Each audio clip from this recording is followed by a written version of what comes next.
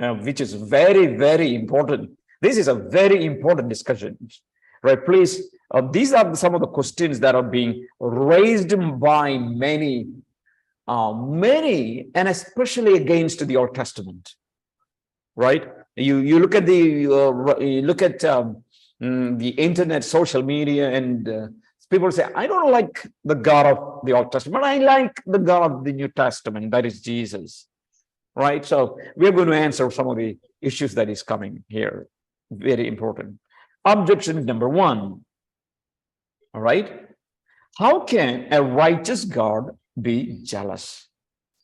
Because as far as we are concerned, if you have jealousy, or if you are jealous on someone or something, it is actually sinful.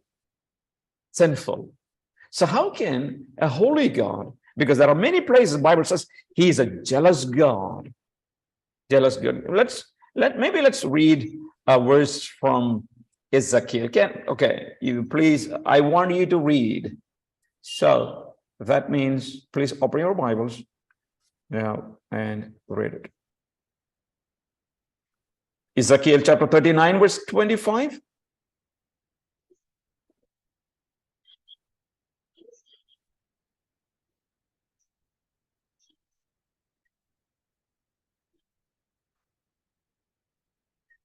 Sorry, 39, verse 25. Can one of you please read?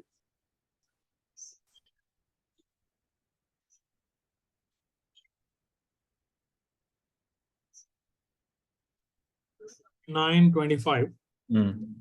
Therefore, this is what the sovereign Lord says: I will now restore the fortunes of Jacob and will have compassion on all the people of Israel, and I will be zealous for my holy name.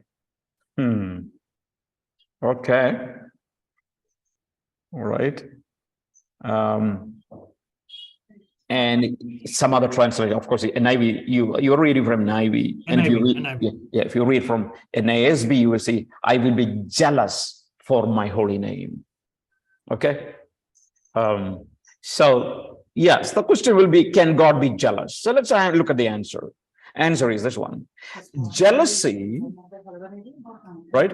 Jealousy is intolerance of rivalry and unfaithfulness. What is jealousy? What is the meaning of? Okay, I'm hearing some sound, maybe. Okay. Okay. The question, what is jealousy? Jealousy is intolerance of rivalry, right? You don't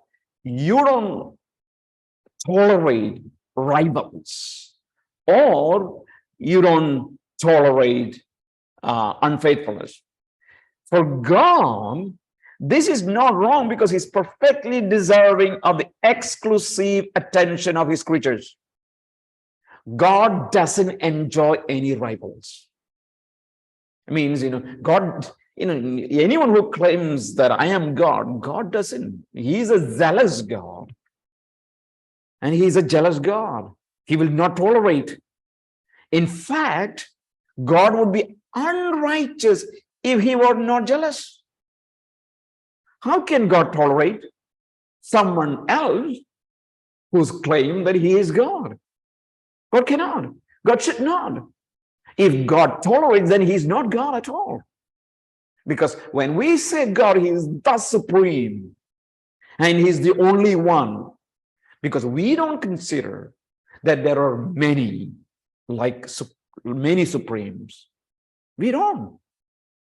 So it is absolutely right. God says, I will never give my glory, in Isaiah, I will never give my glory to anyone. No, not to the idols, not to the trees, not to any man. No one can any time claim that I am God. No, never. God doesn't tolerate at all. So it is absolutely right for God to be jealous and zealous, right? Because God will never give his glory to anyone. God doesn't want that to happen. God doesn't enjoy any rivals, and he will not tolerate it. All right? So that's the first objection. the second objection. What is the second objection here? How can a righteous God be party to genocide? Right? Genocide. Remember, in Deuteronomy, you read about the conquest of the Canaanites, and God says, "Don't keep anyone alive. Don't keep anyone alive." Right? And then you see how can righteous God be party to genocide or the other atrocities? Right? How can God be part of the atrocities that he be committed? That is the question. All right, this is the biggest one. All right, the reason why I don't like Yahweh in the Old Testament, because he encouraged people to kill the babies of the Canaanites. Right? I mean, because when the Bible said, don't keep anything of Canaanites, don't take anything of Canaanites. What kind of God is this? What kind of God is this? So let's look at the explanation. What is the explanation? The matter of punitive severity. Please get the meaning of the word punitive, punishment. Right? Punishment. Matter of punitive severity must be measured against the severity of the offense and the virtue of the one offended. Okay? The punitive severity in punishment, we need to measure against the severity of the offense. Number two, the virtue of the one offended. In both cases listed, the punishment was meted against those who had for centuries engaged in the foulest forms of idolatry, right? And had relentlessly abused God's covenant people.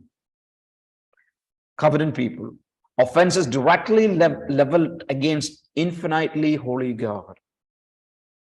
So what was the crime of the Canaanites?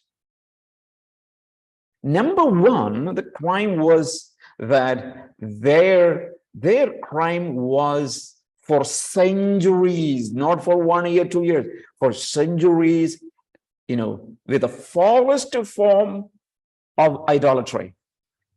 What was the foulest form of idolatry? Can anyone say what was the way? Okay, how did they worship God? Their gods. Have you ever heard about Moloch and worship of? Yes. How was that? Child sacrifice. Child sacrifice. Yes. What did they? They threw children to a fiery furnace, right? So look at it. So their offense of idolatry is, in a quantitative sense, it was so severe for centuries. Number two, whom did they offend?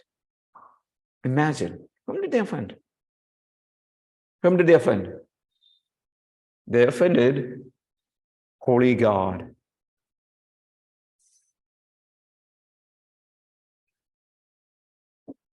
What is the difference between offending a human being and offending a holy God? What is the difference? Think about what is the difference of offending holy God and the difference between offending a human being. And I will explain. I always explain this one, when we talk about the gospel. Here's an example. All right. If there was, all right, I don't usually fight with the neighbors. Imagine, Can you just imagine that, I had a fight with a neighbor, there was a physical altercation. All right. Now, I know, that because we had an issue and we had to, finally police took us to before a judge, and the judge probably, the judge will pronounce some punishment. Okay. Can you say what would be my punishment? If I had a physical altercation with my neighbor, what would be my punishment? Can anyone say? I just want to have some input here. Can anyone help me? What would be my punishment? Anyone? Will be taken to the police custody and then finally to the courts. Okay, to the court. And what would the judge would say? What would be the maximum punishment I might get? Maybe a few weeks. or a Fine and month. an imprisonment. How many years of imprisonment? Maybe few Maybe. months. Maybe a couple of months, maybe, right? Usually they would fine and they say, or, do something, right? Yes. Because that's my neighbor. He was created in the image of God and I had a physical altercation. Imagine I had a physical altercation against the president of our country. And she's a sweet, beautiful lady, coming from a very low background. Imagine I have a physical altercation with this lady. What will happen? Okay, I'm taken to the court. What would the judge say? What would be my punishment? Can anyone? Few It months will be of imprisonment with hard labor. Right? I mean, Very severe. very severe.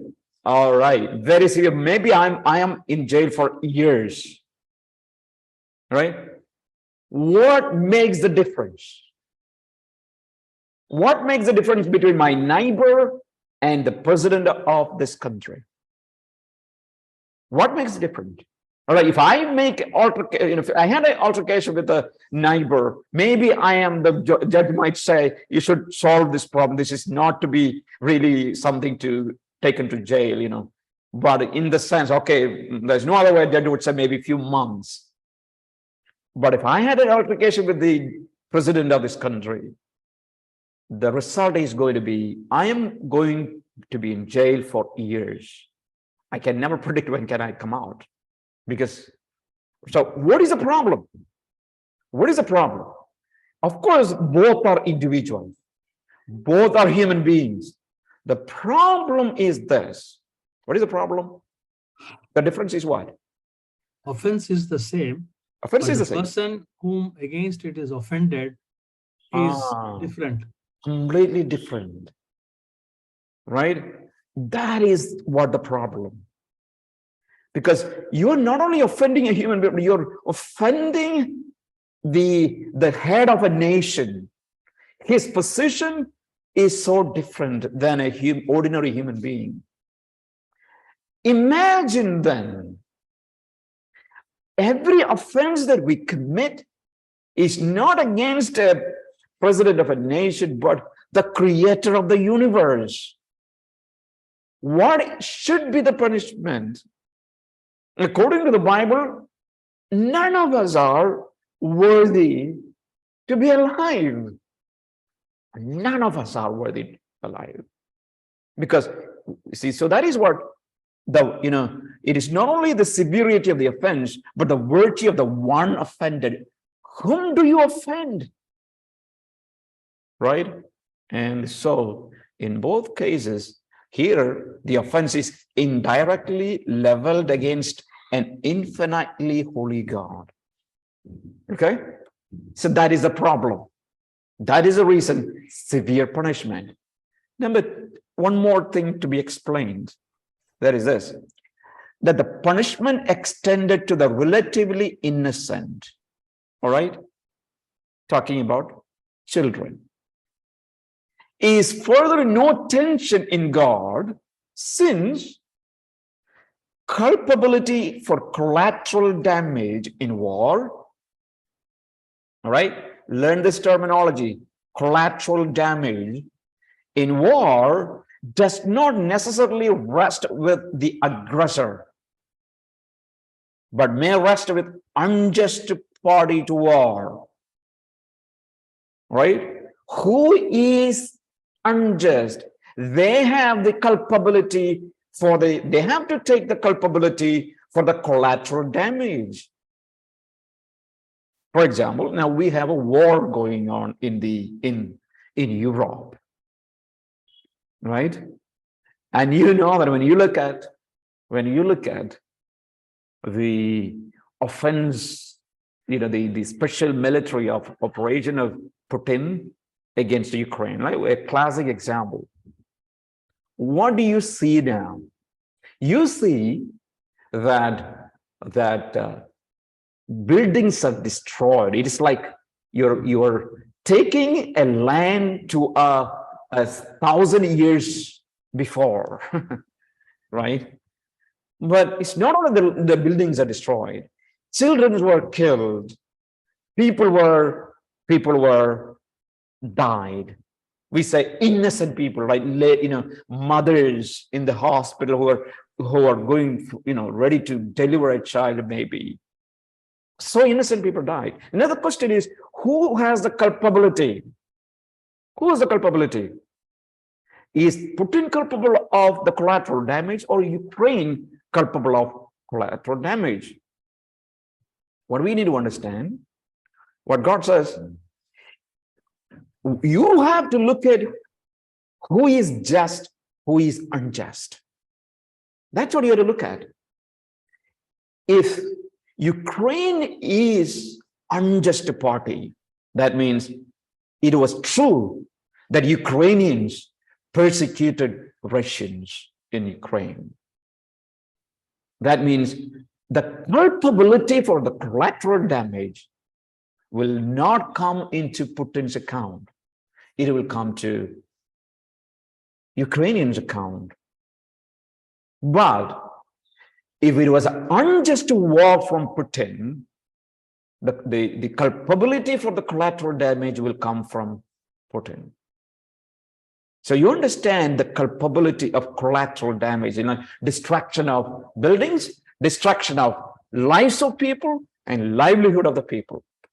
It depends upon who is right. I'm not here to say Russia is right. I'm not here to say Ukraine is right. I don't know the politics.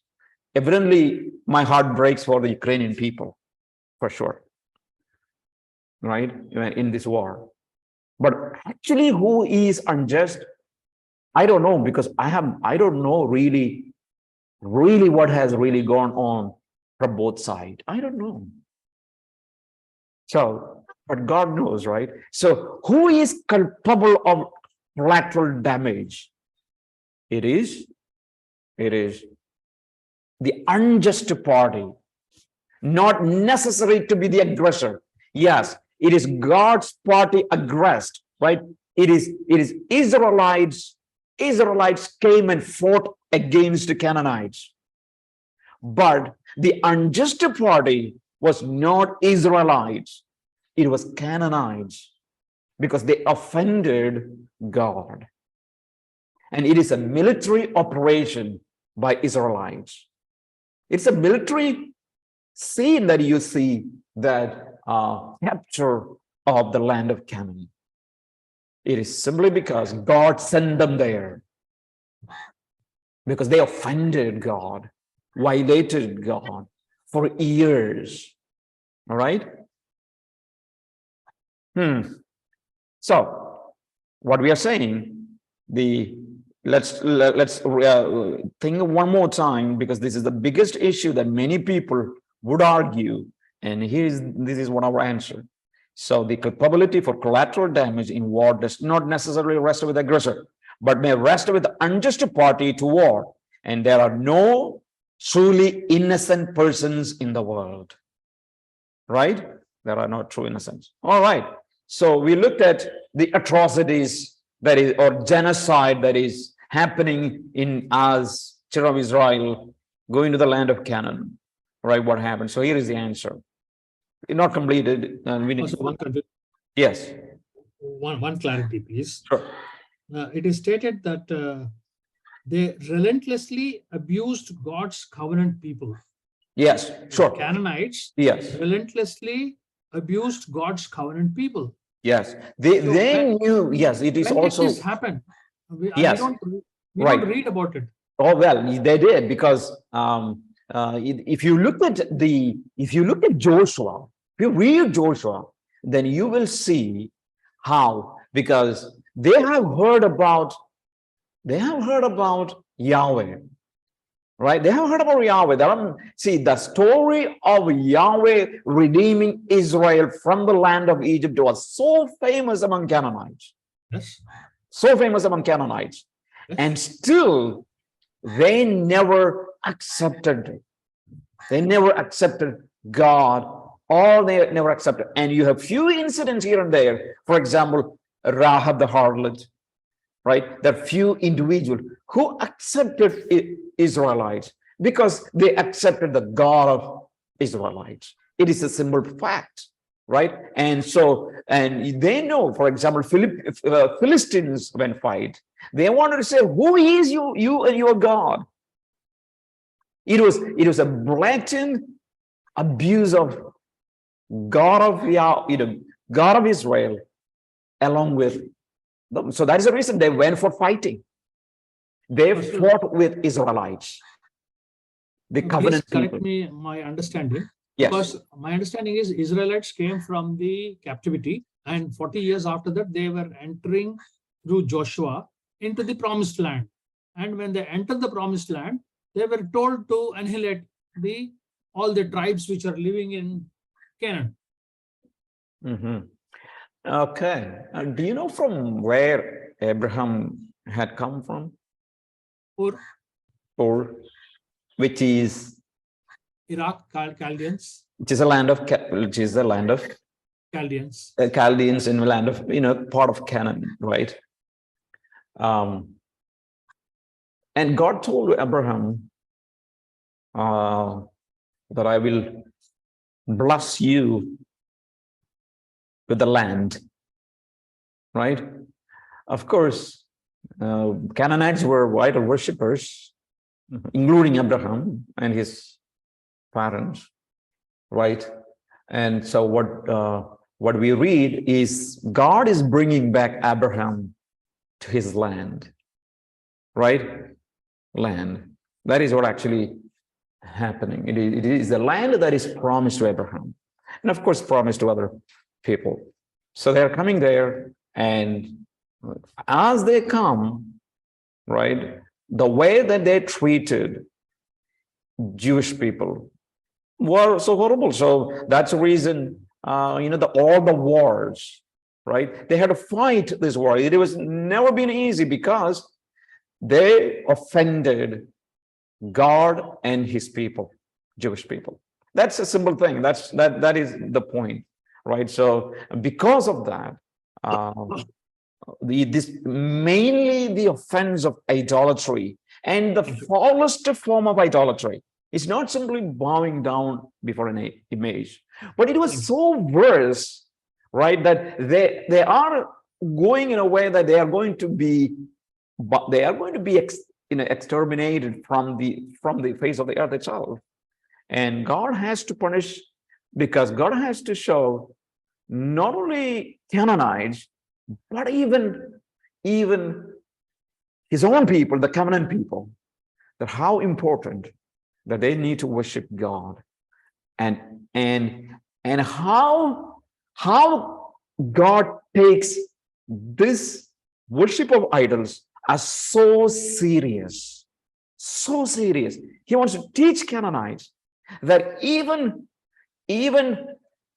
none of the Canaanites deserve a moment in this world, right? So that is what God is trying to teach them.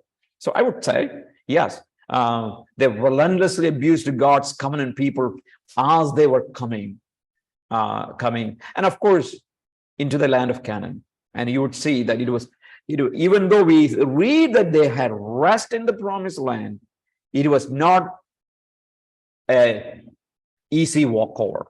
It was not an easy walkover. It was fight and death. Fight and death. So that is what it actually means. Okay. Going back to the third objection.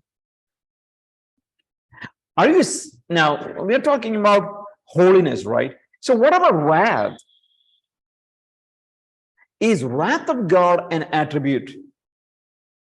Right? Is wrath of God an attribute? Okay. Now, sorry, I just wanted to add one more thing that otherwise I might not be explaining it clearly. Now, let's also look at, for example, let's look at one verse for the objection number 2, that is from Deuteronomy. Can you turn Deuteronomy chapter 24, verse 16? Can you turn your Bibles, Deuteronomy? And this is not a verse that some have not given. Deuteronomy chapter 24, verse 16. Please read. Because this is something that usually comes up in discussion of. Parents are not to be put to death for their children, nor children put to death for their parents. Each will die for their own sin. Okay. Fathers shall not be put to death for their sons, nor shall sons be put to death for their fathers. So everyone shall be put to death for his own sin. The question here comes about, even in this chapter, what about infants? Right? Did they sin? So, Deuteronomy chapter 24, 16 assures that culpability for father's sin cannot extend to his children, right? Culpability for father's sin cannot extend. Yes. This is a question that I think many people have asked me. Many people. Right? So will God punish my children for my sin? Right? Will God punish my children for my sin? What is the answer? Absolutely no. But then what happened? What is the point? The point is, yes, culpability for father's sin cannot extend to his children, but this does not mean that children cannot suffer the consequences of father's culpability. So, let me say, okay, consequences. Consequences of father's sin. See, there is a difference between the consequence of father's sin and culpability of father's sin, culpable. There is a difference between these two words. Culpability is that when you do wrong, you are responsible, right, for the punishment. But the consequences of father's sin can come to the children also. For example, if you grew up in a family where father is abusive, you grew up in a family where father is a drunkard, most probably you might end up in poverty, right? The children, yes, the culpability for father's sin doesn't come, but the consequences of father's sin comes to the children. Sometimes it can, maybe according to the Old Testament, the consequences of father's sin can go maybe for a 10 generation. And the reason why children had to suffer in the conquest of Canaan is simply because of the consequences of father's sin. It's not because children were culpable of father's sin, but the infants were to die because of these were the consequences of father's sin. That's how we explain this one. All right. Okay. Now coming back to the third one. Are you saying that wrath is an attribute of God? No. Wrath is not an attribute. Wrath is the disposition of God arising from holiness. This is a disposition of God arising from his holiness that constitute his necessary and inevitable reaction to sin. So understand, wrath is not a character quality of God. It is a reaction to sin. Because it cannot be said, however, that God is wrath. That's a sense of attribute. God is not wrath. You can say God is holy. You can say God is love. God is righteous. But can you say God is wrath? No. Why? Because in the absence of sin, God exhibits no wrath. But the same cannot be true of love, mercy, and other characters. Because in the most violent expression of divine wrath, God's attributes are always present. But wrath is not always present. So it is not an attribute. Wrath is not an attribute. It is a reaction. Fourth. Okay. Interesting question, right? If God truly just, then why does he not treat all people equally? Right? If God is truly just, why does he not treat all people equally? Why not? And what is the answer? Right, the modern idea of justice, they see it as fairness. God has to be fair, fair. Not the beauty fair, but this is talking about fair as, fair division, all right? Or equitable treatment. The modern idea of fairness and equitable treatment should not be imposed upon the understanding of God's justice. All right? Don't think that what the culture now dictates to you is what God's way of justice. No. All right?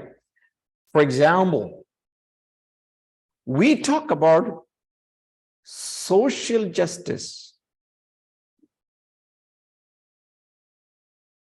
What is social justice? What is, people who are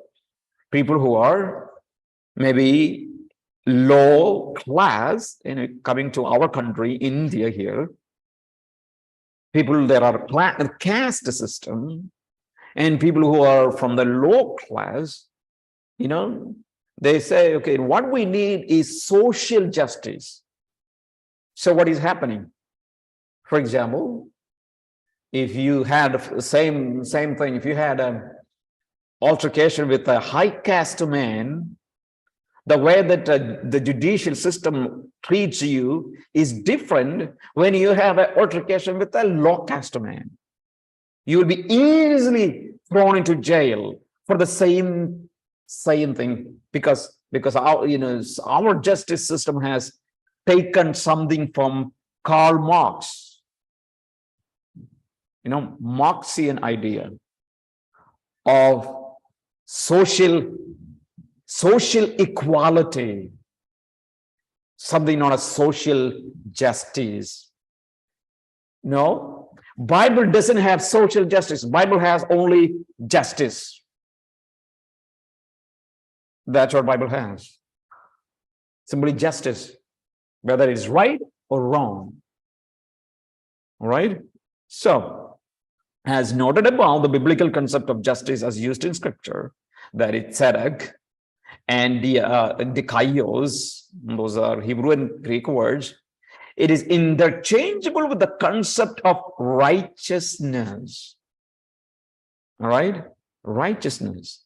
To be just is, to act accordance with the standard of righteousness.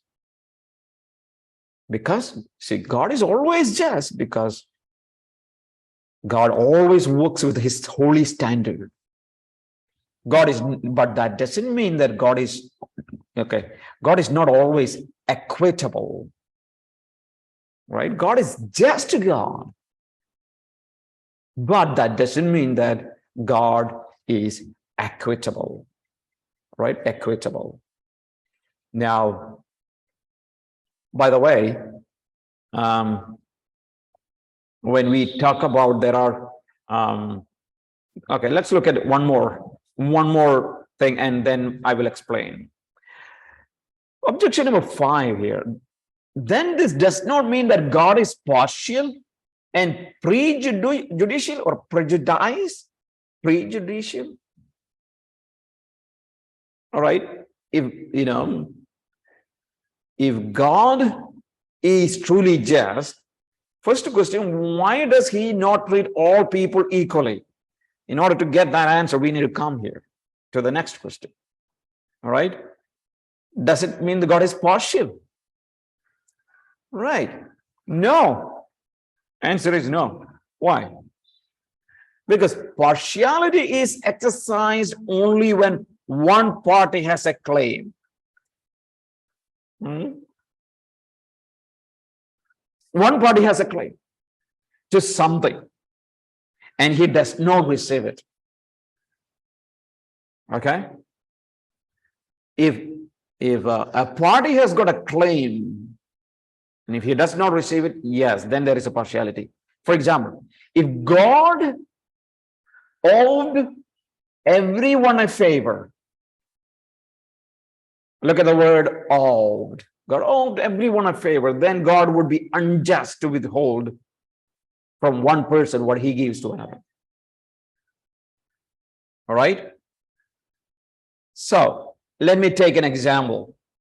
Example here.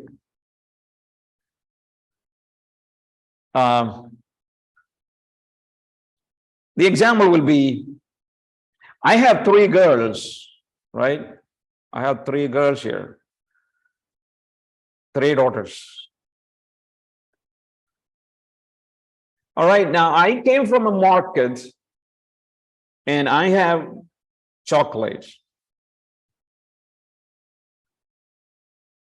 What I did, I gave that, I had 1 chocolate, I made 2 pieces and gave to 2 of daughters.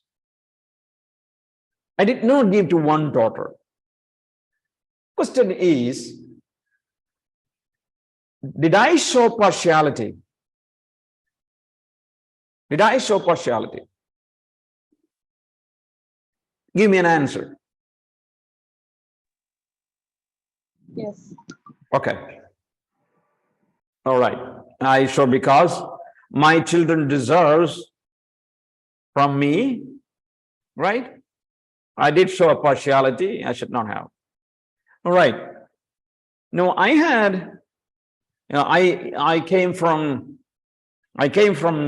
Kerala to Delhi, right? Delhi, and I had some special eateries, maybe a special cake, right? That you will get only in Kerala, and I brought to Delhi, right? And what I did, and in my neighborhood, I have got about 60 families, all right? 60 families.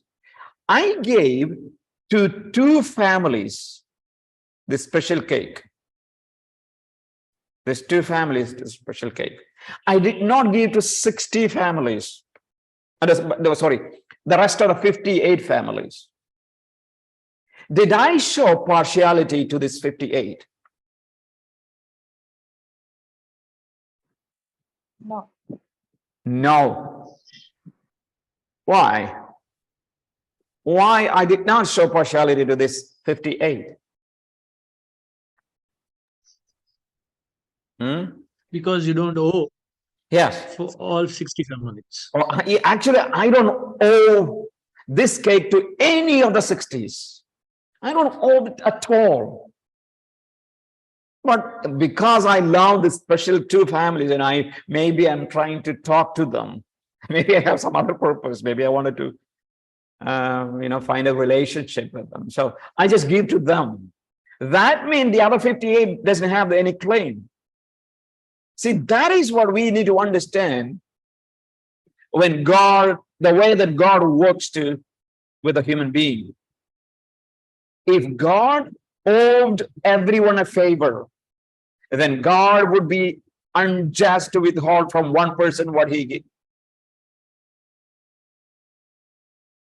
Okay, right, that is, sorry, man, because the voice is so, because we are going to celebrate Republic Day, so it is the trial is going on here. Okay, so God would be unjust to withhold from one person what he gives to another. Partiality is absent, however, when no one has any rights. No one has any right. Culpability for sin cannot be predicated of God in such instances, right? God doesn't show partiality when he shows favor to some people. That is, God says only few people. Why God doesn't save all the people, right? So what is the question here? Question is, if God is truly just, why does he not treat all people equally? Right? That is boiled down to the one more question that